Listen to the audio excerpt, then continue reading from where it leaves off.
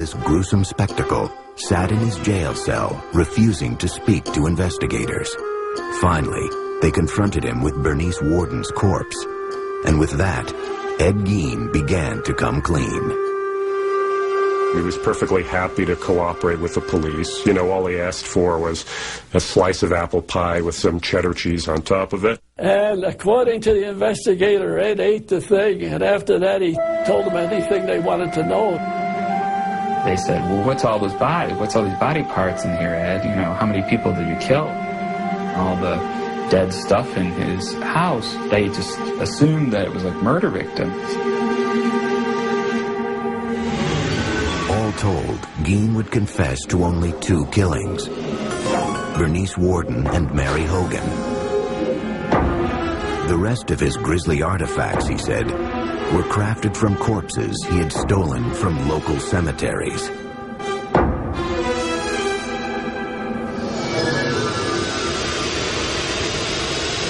Plainfield woke up that Sunday morning to find out what had been living in their community for all these years, and that was Ed Geen. My dad, he couldn't tell us what had happened. He just said, I want you to come in and watch the news tonight with me.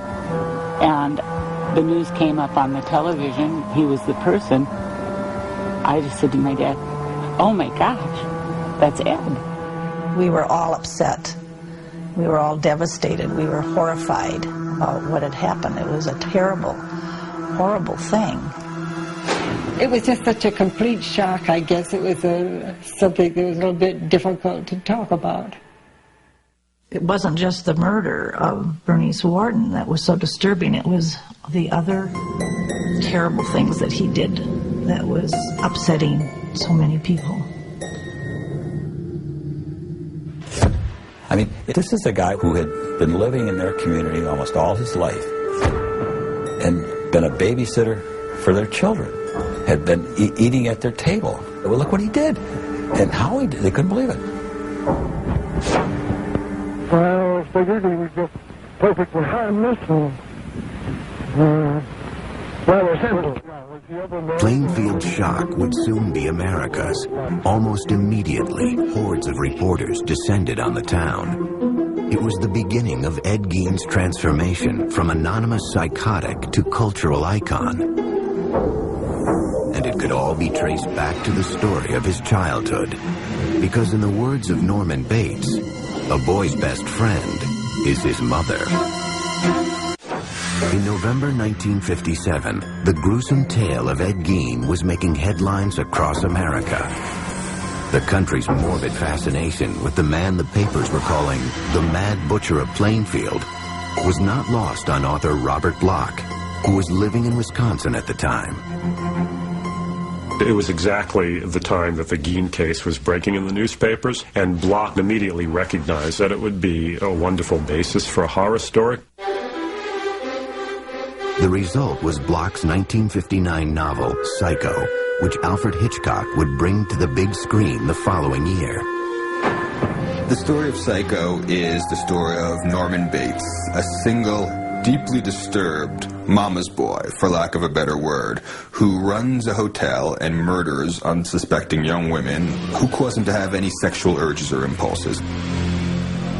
One of the main things that Bloch took from the Geen case was the psychological relationship between Norman and his mother, which very much parallels that between Annie and his mother.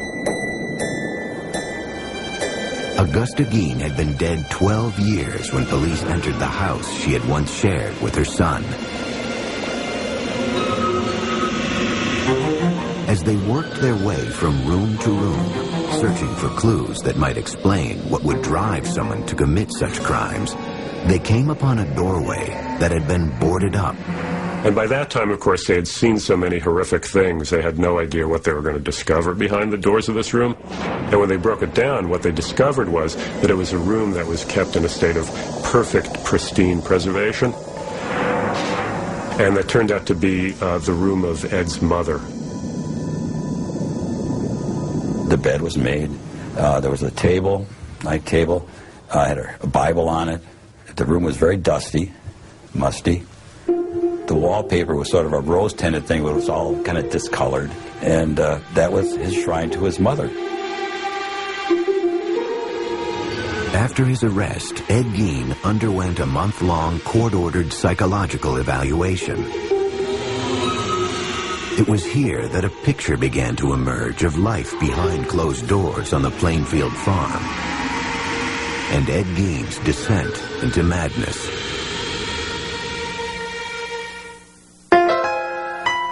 Born in 1906 in La Crosse, Wisconsin, Edward Tиъдър Гийн was the son of an alcoholic grocery store owner and a strong-willed, God-fearing housewife. When he was 8, his mother Augusta insisted that the family leave their La Crosse home.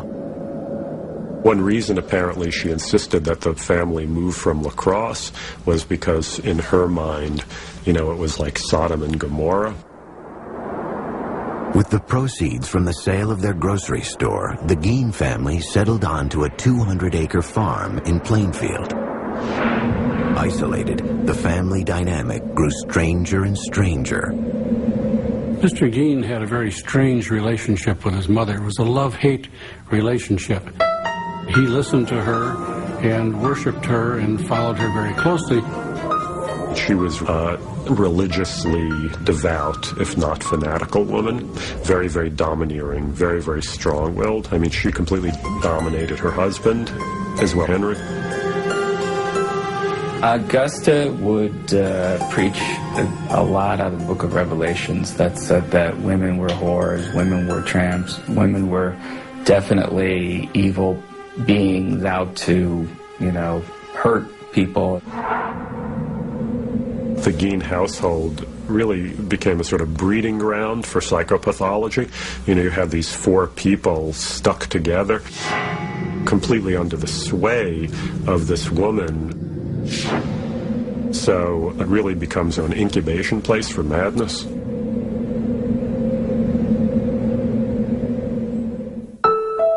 Гийн attended school until the age of 14.